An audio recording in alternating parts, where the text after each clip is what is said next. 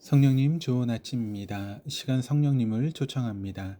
오늘도 내 안에 오셔서 하나님을 기쁘시게 해드릴 것을 소원하게 해주세요. 오늘 말씀을 통해 구체적으로 무엇을 해야 할지를 깨닫게 해주세요. 깨달은 것을 삶 속에서 실천할 수 있도록 도와주세요. 아멘. 오늘 함께 나누실 하나님 말씀은 레위기 24장 1절에서 23절까지 말씀입니다. 제24장.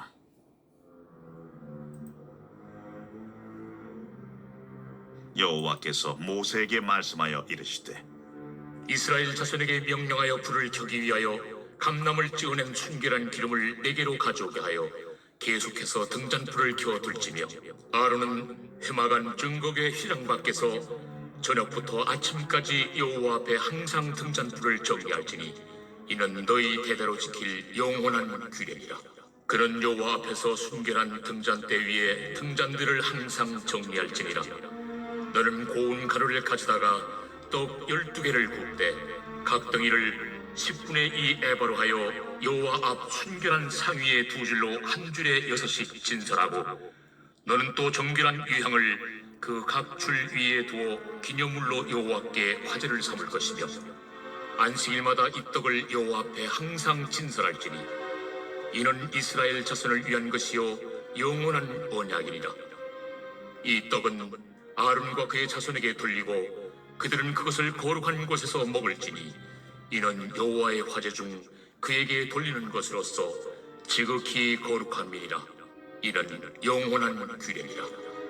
이스라엘 자손 중에 그의 어머니가 이스라엘 여인이요 그의 아버지는 애굽 사람인 어떤 사람이 나가서 한 이스라엘 사람과 진영 중에서 싸우다가 그 이스라엘 여인의 아들이 여호와의 이름을 모독하며 저주하므로 무리가 끌고 모세에게로 가니라. 그의 어머니의 이름은 슬로미시요 단지파 디브리의 딸이었더라. 그들이 그를 가두고 여호와의 명령을 기다리더니 여호와께서 모세에게 말씀하여 이르시되 그 저주한 사람을 진영 밖으로 끌어내어 그것을 들은 모든 사람이 그들의 손을 그의 머리에 얹게 하고 온 회중이 돌로 그를 칠지니라. 너는 이스라엘 자손에게 말하여 이르라. 누구든지 그의 하나님을 저주하면 죄를 담당할 것이요 여호와의 이름을 모독하면 그를 반드시 죽일지니 온 회중이 돌로 그를 칠 것이니라. 거류민이든지 본토인이든지 여호와의 이름을 모독하면 그를 죽일지니라.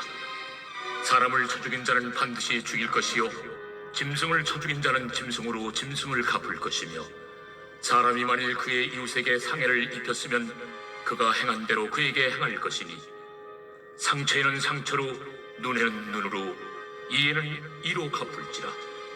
남에게 상해를 입힌 그대로 그에게 그렇게 할 것이며, 짐승을 죽인 자는 그것을 물어줄 것이요 사람을 죽인 자는 죽일지니 거류민에게든지 본토인에게든지 그 법을 동일하게 할 것은 나는 너희의 하나님 여호와입니다. 모세가 이스라엘 자손에게 말하니 그들이 그 저주한 자를 진영 밖으로 끌어내어 돌로 쳤더라. 이스라엘 자손이 여호와께서 모세에게 명령하신 대로 행하였더라. 레위기 24장은 성막 안의 등잔불과 떡의 관리에 관한 규례를 전하고 있는 1절에서 9절의 내용과 하나님의 이름을 모독하여 사형을 당한 사건을 통해 교훈을 전하고 있는 10절에서 23절의 두 부분으로 구성이 되어 있습니다. 전반부의 성막 기구 관리와 후반부에서 소개하는 신성 모독 사건을 하나님 앞에서라고 하는 주제로 살펴보겠습니다. 1절에서 4절입니다.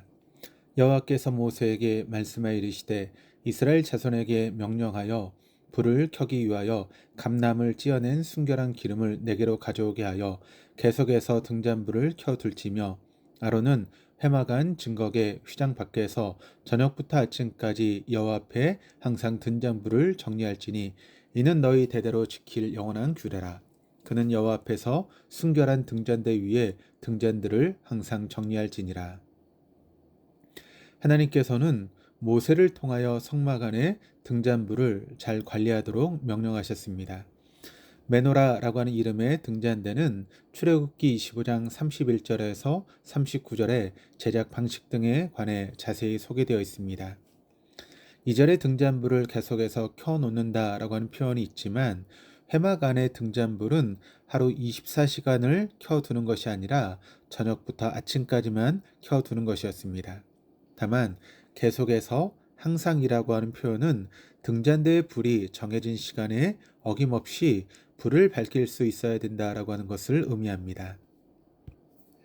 해가 지고 나면 캄캄한 어두움이 이스라엘 진영을 덮었지만 회막 안에 있는 등잔대의 불빛은 언제나 환하게 그 빛을 발하고 있었습니다. 등잔대의 불빛은 하나님의 임재를 상징합니다. 하나님께서 이스라엘 자손과 24시간 함께 하셨고 또 이스라엘 진영 위에 짙은 어둠이 내려 깔렸을 때도 등잔대의 불빛을 통해 하나님의 임재가 여전히 이스라엘 중에 있음을 밝히 보여주었던 것입니다. 등잔대는 진설병과 마주 보고 있었는데 등잔대에서 뻗어나오는 빛은 이스라엘 12지파를 상징하는 12개의 떡을 항상 밝히 비추고 있었습니다. 오늘 본문에서 눈에 뜨는 표현은 순결한이라고 하는 형용사입니다. 이 단어는 모세오경에서 4번 사용되었는데 레위기 24장에 연속된 본문에서 2번 등장합니다. 그리고 순결한이라고 하는 형용사는 동일하게 순결한으로 번역되었지만 서로 다른 단어인 히브리어 타우르라고 하는 단어와 함께 사용되어 그 의미가 더욱 강조되고 있습니다. 감람을 찍어낸 순결한 기름은 순결한 등잔대의 불을 밝히는 데 사용되었습니다. 순결한 기름은 감람나무의 기름의 품질이 최상품임을 의미합니다. 순결한 등잔대는 불순물이 섞이지 않은 순금을 의미하는데 불순물이 섞이지 않은 순금 등잔대에 순결한 기름은 연기를 거의 내지 않는 순결한 빛을 밝혀냈습니다. 5절에서 9절입니다. 너는 고운 가루를 가져다가 떡 12개를 굽되 각 덩이를 10분의 2 에바로 하여 여호와 앞 순결한 상 위에 두고 2줄로 한 줄에 6씩 진설하고 너는 정결한 유황을 그 각 줄 위에 두어 기념물로 여호와께 화제를 삼을 것이며 안식일마다 이 떡을 여호와 앞에 항상 진설할지니 이는 이스라엘 자손을 위한 것이요 영원한 언약이니라. 이 떡은 아론과 그의 자손에게 돌리고 그들은 그것을 거룩한 곳에서 먹을지니 이는 여호와의 화제 중 그에게 돌리는 것으로서 지극히 거룩함이니라. 이는 영원한 규례니라. 대제사장은 약 4.5리터의 고운 가루로 누룩이 들어가지 않은 떡 12개를 만들어 6개씩 2줄로 쌓아 순결한 상 위에 진설하였습니다. 12개의 떡은 이스라엘 12지파를 의미하는 것으로 안식일마다 새롭게 교체했고 기존의 떡은 제사장들에게 주어졌습니다. 앞서 순결한으로 번역한 단어가 7절에서는 정결한으로 번역되었습니다. 순결한 기름과 마찬가지로 불순물이 섞이지 않은 100%의 순도의 유향을 의미하는 표현입니다.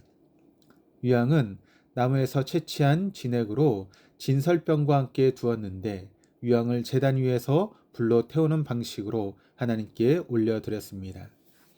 정결한 유향이 타면서 향기로운 냄새가 하나님께 드려졌는데 유향은 시편에서 거룩과 헌신의 상징으로 사용되었으며 잠언에서는 기쁨을 상징하였습니다.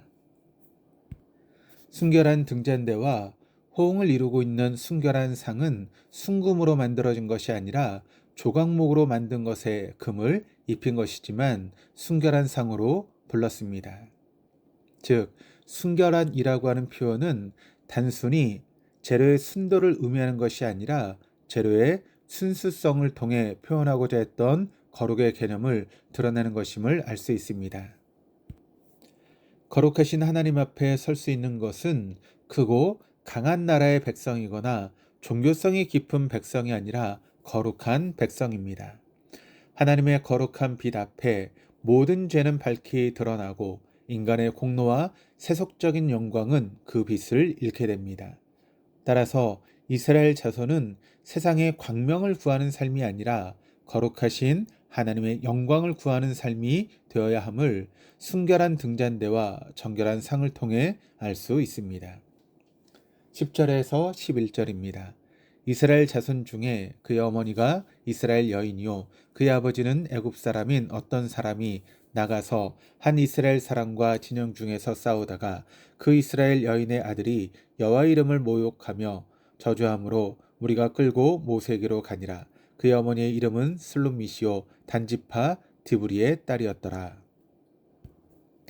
하나님께서는 성막 안에 하나님의 임재를 상징하는 등잔대와 이스라엘 자손을 의미하는 떡을 통하여 이스라엘 자손은 거룩한 하나님의 백성으로 부름받아 하나님의 거룩한 빛 앞에서 사는 것임을 나타내셨습니다. 그런데 이스라엘 자손 중에 하나님을 저주하고 하나님의 이름을 모독하는 중대 사건이 발생했습니다. 성경은 의도적으로 그 사람의 이름은 감추었지만 그 사람의 배경은 자세히 설명하고 있습니다. 성경은 일반적으로 북의 혈통을 소개하지만 하나님을 모독한 그의 어머니가 이스라엘 자손이었음을 먼저 밝힌 후에 그의 아버지가 애굽 사람이었음을 밝힙니다. 그는 이스라엘 여인의 아들이었습니다. 그의 어머니의 이름은 슬롯미스로 단지파 디브리의 딸이었습니다.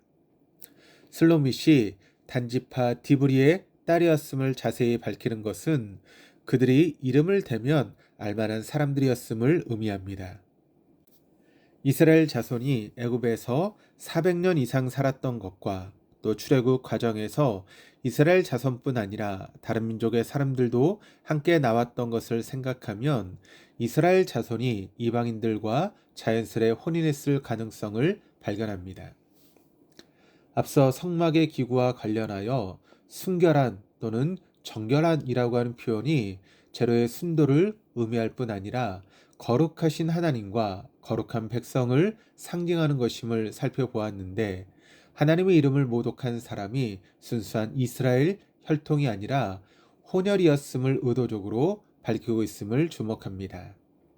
하나님께서 이스라엘 자손에게 가나안 사람들과의 혼인을 금지하셨는데 그 이유는 단순히 이스라엘 자손의 순혈을 지키기 위한 것이 아니라 이방인과의 혼인을 통해 세속적인 가치와 신앙으로 이스라엘 자손이 순결한 신앙을 잃어버릴 위험을 피하고 거룩을 지키기 위함이었습니다. 12절에서 16절입니다. 그들이 그를 가두고 여호와의 명령을 기다리더니 여호와께서 모세에게 말씀하여 이르시되 그 저주한 사람을 진영 밖으로 끌어내어 그것을 들은 모든 사람이 그들의 손을 그의 머리에 얹게 하고 온 회중이 돌로 그를 칠지니라. 너는 이스라엘 자손에게 말하여 이르라. 누구든지 그의 하나님을 저주하면 죄를 담당할 것이요 여호와의 이름을 모독하면 그를 반드시 죽일지니 온 회중이 돌로 그를 칠 것이니라. 거류민이든지 본토인이든지 여호와의 이름을 모독하면 그를 죽일지니라. 하나님께서는 하나님을 모독한 슬롯밋의 아들에게 투석형을 선고하셨습니다. 슬롯밋의 아들로 소개된 무명의 남자를 14절은 그 저주한 사람으로 표현하였습니다. 그가 하나님을 모욕하고 저주한 것을 들은 모든 증인들은 그의 머리에 손을 얹어 그가 하나님을 저주하여 마땅한 형벌을 받는 것임을 나타내었습니다. 그리고 그를 둘러싼 회중은 돌을 들어 그를 쳐 죽였습니다.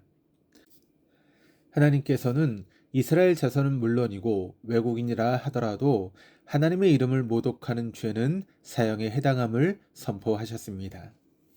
마지막 17절에서 23절입니다. 사람을 쳐 죽인 자는 반드시 죽일 것이요 짐승을 쳐 죽인 자는 짐승으로 짐승을 갚을 것이며 사람이 만일 그의 이웃에게 상해를 입혔으면 그가 행한 대로 그에게 행할 것이니 상처에는 상처로 눈에는 눈으로 이에는 이로 갚을지라. 남에게 상해를 입힌 그대로 그에게 그렇게 할 것이며 짐승을 죽인 자는 그것을 물어 줄 것이요 사람을 죽인 자는 죽일지니 거류민에게든지 본토인에게든지 그 법을 동일하게 할 것은 나는 너희 하나님 여호와임이니라. 모세가 이스라엘 자손에게 말하니 그들이 그 저주한 자를 진영 밖으로 끌어내어 돌로 쳤더라. 이스라엘 자손이 여호와께서 모세에게 명령하신 대로 행하였더라. 눈에는 눈으로 이에는 이로 갚으라고 하는 동해 보복법은 과소과격해 보일 수 있지만 신분과 계급으로 차별이 심했던 당시의 배경을 생각하면 모든 사람이 하나님 앞에서 평등하며 동등한 가치를 지닌다라고 하는 것을 선포하고 있음을 발견합니다. 즉, 동해 보복법은 거룩한 공동체의 정체성을 지키며 하나님의 백성으로서 이스라엘 자손이 다른 민족들과 구별된다라고 하는 것을 드러내는 것입니다.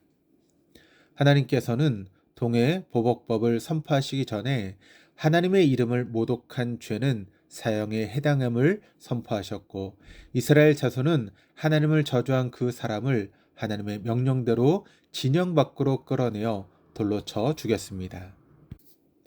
거룩하신 하나님은 이스라엘 자손에게 거룩한 삶을 요청하셨습니다. 거룩한 삶은 단순히 종교적으로 조금 다른 양식의 삶이 아니라 구원받은 백성의 유일한 삶의 양식이며, 거룩을 잃어버리는 것은 생명을 잃어버리는 것과 같습니다. 하나님을 저주한 사람이 사형을 당하게 된 것을 통해 하나님의 백성이 거룩을 상실하는 것은 생명을 잃어버린 것과 같음을 교훈하고 있습니다. 기도하시겠습니다.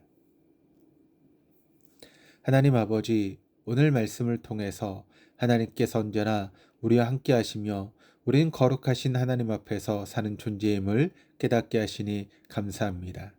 이전에 우리는 세상의 영광을 구하며 우리의 이름을 드러내고자 살았지만, 이제 하나님께 세워주신 삶의 자리에서 신실한 주님의 통로가 되어 거룩한 삶이 되기를 소망합니다.